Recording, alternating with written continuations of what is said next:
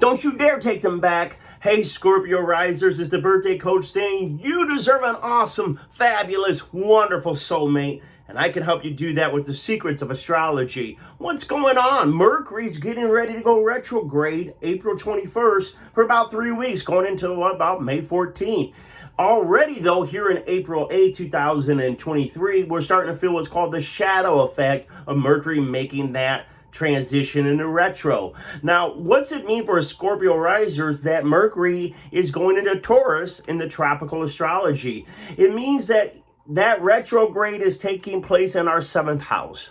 Seventh house is the house of marriage, relationship, close business partnerships, but really that significant other in our life. And for many of us single Scorpio risers, a lot of us have gone through a major heartbreak, a major divorce or breakup, and probably from 2022, just towards the end of the year, beginning of this year. Some of you have maybe gone through it for a longer time with an ex being gone. But exes have a way of popping up during a Mercury retrograde period. And now that Mercury retrograde is happening in our seventh house of that significant other. So we could see starting now all the way to May 14th, an ex coming back with an apology, an ex resurfacing about the good old days. Oh, we had it, instead of talking about all the things they did wrong, they want to talk about how right we were, baby, how good it was, and I'm sorry, and I went away, and I learned that you were the one, and I fixed myself, and I healed myself, blah, blah, blah, blah, blah. Listen, we become very sentimental. We start thinking about all the good times during a Mercury retrograde. And so I need you to wake up, sweetheart.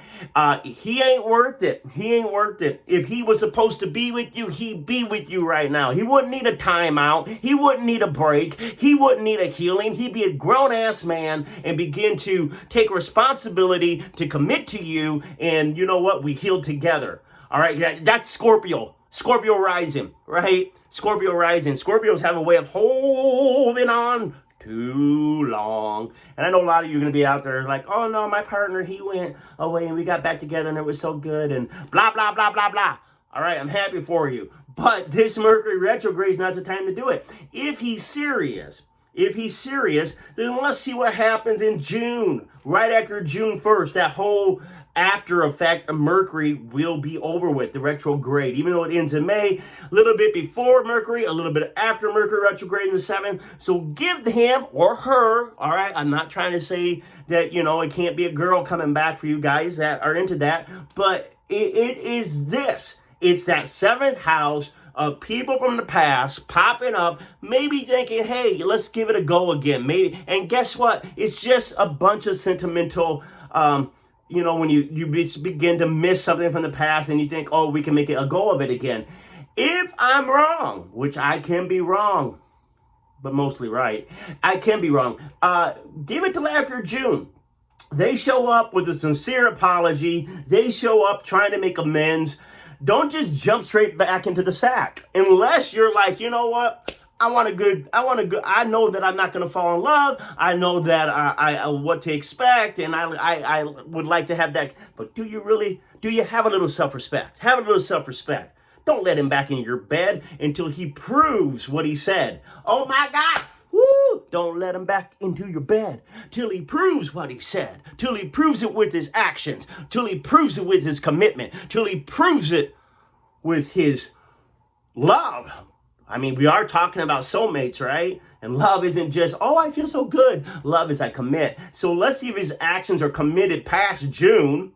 And then maybe you could look at taking your ex back. But even then, this isn't the time, baby. This isn't the time. Now, for those of you that are in a relationship with your loved ones and you're happily married, Mercury retrograde still means issues from the past surfacing that need to be dealt with, which is good. Past issues coming up are not bad. It means let's clear it, let's cleanse it, let's get realigned. So if you are married, this is the time that maybe you're going to focus on some of those past issues So they're not dragging you down no more. So there's no distance between you and your partner. You come together. Conflict in itself isn't bad. Conflict leads to understanding. So for many Scorpio risers, there's going to be more conflict in the relationship, in areas of communication. So you really want to slow down your communications. You really want to just take your time. Don't get peed off if someone seems to be more moody in their communications or more hasty. Don't assume you understand what someone is saying. Lots of misunderstandings during a Mercury retrograde, but it's in Taurus, so this is a good time.